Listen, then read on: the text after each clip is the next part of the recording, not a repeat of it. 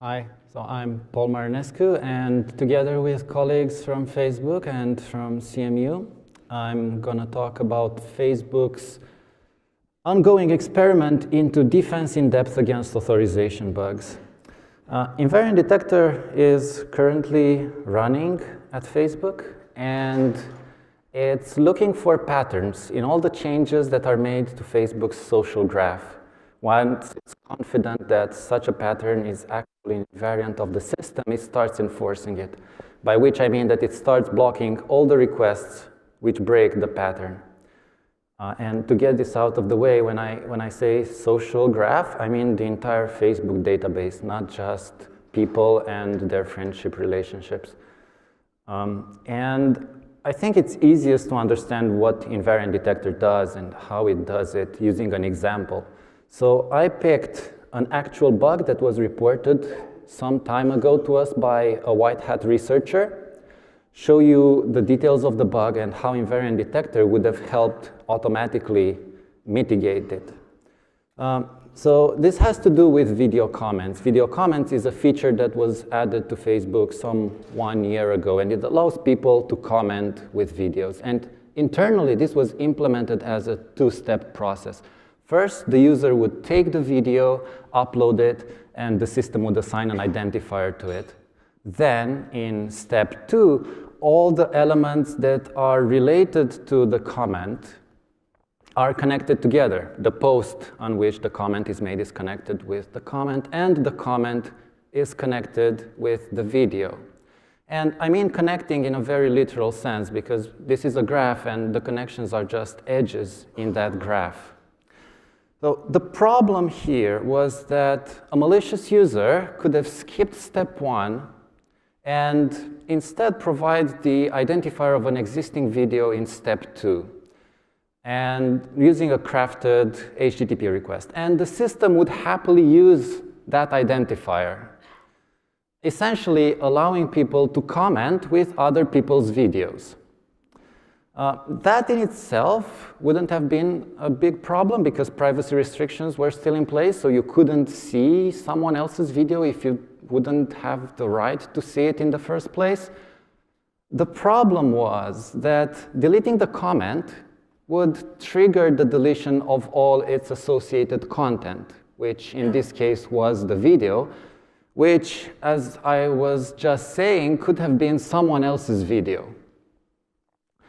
The part that I wanted to get at is, in fact, the bug fix, which is very straightforward. Only allow connecting comments with videos if they have the same owner. And this is an invariant in the sense of Invariant Detector. It's the type of invariant that we can automatically learn and then enforce. How would this have worked? Well, Invariant Detector, IVD, sits on top of the social graph and sees every change that is made to the graph. Now, once video comments started to be tested internally and then during the initial rollout, it would have started to notice that comments are being connected with videos. And whenever that happened, both the comment and the video had the same owner. And once enough people would have done this, it would have concluded that this is an invariant of the system. And later on, when a malicious user would have tried to exploit the bug, they would have been automatically stopped by this invariant, which would have been already there. And there are a few things that I could tell you about Invariant Detector, but because we're short on time, I'm just going to talk about one aspect, the thing that I believe was the biggest challenge when building the system, and that's the most interesting part of Invariant Detector, the scale, the large scale at which it needs to run. And to give you a better sense of the scale, let's look at some numbers. We're talking about a graph database that has many trillions of entities, nodes and edges, and to which more than 10 million changes per second are being made at peak time. And then we're talking about more than 200,000 invariants that have to be checked. And this creates some problems or challenges, depending on your point of view. And identified three categories, which I'm going to discuss during the rest of this presentation. First, we need to keep the overhead of checking these invariants low. Checking the invariants has to be done synchronously with every request because we have to decide right then whether we want to allow the request to proceed or not. Then we have a challenge related to learning the invariants. The size of the learning corpus for the invariants is really high. And then we have to mitigate false positives, which are inevitable when we learn invariants based on a limited number of observations. So I'll start with the first, of course. And our solution to keeping the overhead low is to have a lightweight invariant design. And this design is, in fact, the cornerstone of invariant detector. It's a design that allows invariants to be quickly checked and enforced. It makes learning tractable and not to be underestimated. It makes the invariants easy to understand by a human, by an engineer who's investigating a report. And to understand how we got to this design, it's important to remember that invariants are nothing but authorization rules. And it turns out that in a system that structures its data as a graph, authorization rules are relationships between the objects in the graph. In other words, they're paths in the graph. And our insight, invariant detector's insight, is that most authorization rules are really short paths in the graph. So with this observation, we created a design that limits the number of objects that can be involved in an invariant. It limits them to the objects which are involved in the change that's being looked at, like the comment and the video in the previous example. The properties of these objects, like their owner, and a small set of global objects which are relevant to authorization and are domain-specific, like the currently logged-in user, the groups that they're an administrator of, and the groups that they're a member of, their pages, their friends. And with this restriction, checking the invariants is really fast. In fact, invariant detector is using just 0.014% of all the CPU that the code running on our web servers use. And the overhead that it adds to each request is virtually imperceptible to a user, to an end user. Moving on, I already hinted that this design helps with learning because it's so lightweight or simple. But we still have a problem. The size of the learning corpus is pretty big. I should tell you at this point that we don't learn invariants in real time, but instead we use an offline process. We have a daily process which learns or relearns invariants based on all the requests from based on the requests from the previous day. And this is a lot of requests, which not only we cannot handle in the learning process, but we don't even want to store all these requests so we can later look at them. So what we do instead, we carefully sample a subset of these requests. And the intuition is that learning on the subset will, in fact, give us an over-approximation of the invariants, a superset of the invariants. We'll introduce some false positives. And to deal with the false positives, we don't directly start to evaluate, to enforce the invariants, but we put them through a learning process, through an evaluation process, which means that they're checked against all traffic, that all the changes that are made to the graph. But whenever they're broken, they don't block the request. Instead, they get deleted because most likely that wasn't an invariant in the first place.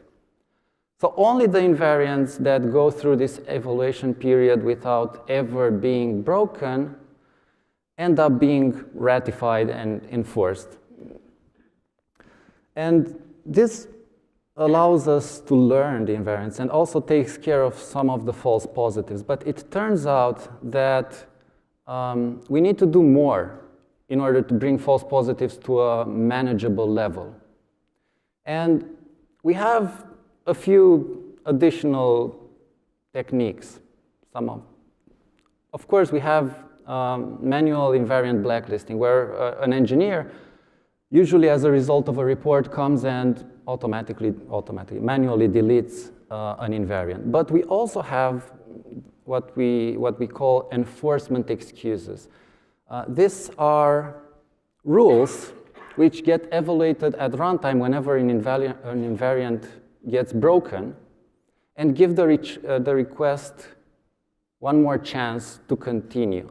So I've shown you how we learned the invariants in this two-step process. Now, when an invariant is broken, the runtime excuses have one more chance to give the request one more chance to proceed. Only if none of them excuses the request, then it's blocked, and that sends a notification to an engineer. The type of excuses that we have are largely domain-specific. Some of them deal with requests made by internal tools or internal bots, which are quite unlikely to be malicious. Other excuses have to deal with aliasing. In our system, it's quite possible that the same entity can be referred to by different identifiers. For example, a user may have their personal persona, their business persona, their advertiser persona, but they all boil down to the same entity as far as authorization is concerned.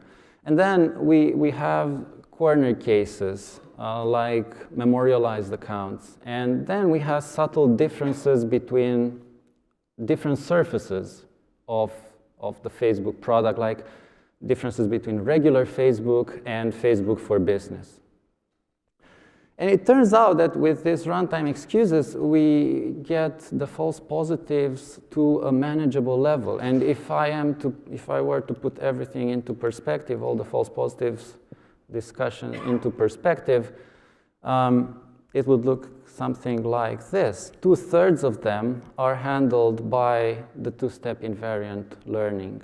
About 99% of the remaining false positives are handled by the manual blacklist that we have accumulated over time. 99% of the remaining false positives are handled by the enforcement excuses. And what's left, which is a small fraction of the original false positives, is something that's manageable for us. In fact, the system's overall false positive rate is really, really small. And with this, I'm gonna conclude. And if there's just one thing that you're gonna remember from this presentation, make that be that invariant detection is a tractable defense in depth at large scale. And this has mitigated actual bugs at Facebook, previously unknown actual bugs at Facebook. Questions?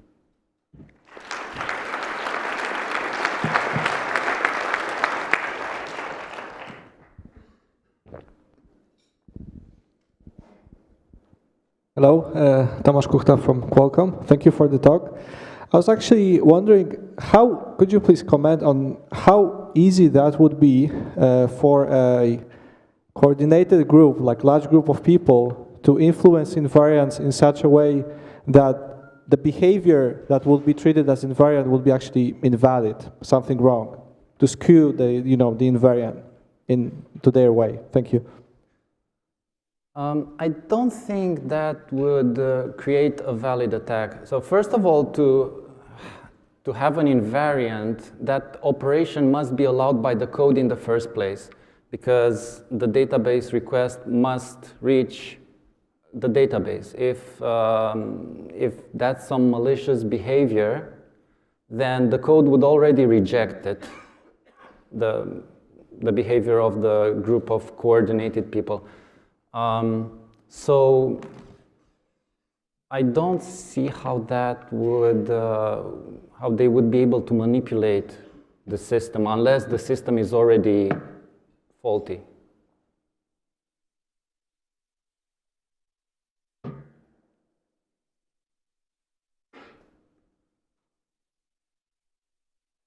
So you finished with a wonderful teaser that you mitigated actual bugs, but you only opened with an example of a white hat who told you about a bug and that you were able to find. So could you give us an example of an actual bug?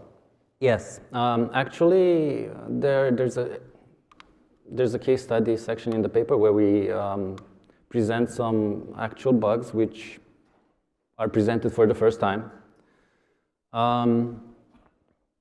One other bug that was mitigated had to do with transforming a personal profile into a page. Facebook has this feature where a personal profile, which doesn't really represent a person, can be transformed into a page in order to be in compliance with Facebook's rules. And as part of that process, all the friends of the personal profile are transformed into fans of the page. And again, this is a two-step process because the profile, the page object is created and then the fans are transferred to it. And quite similarly to the example that I gave, an attacker could have crafted an HTTP request that only triggers the second step of the process to transfer friends to their existing page, essentially gaining fans for free. Thank you. Okay, thanks for coming. That's it for this session.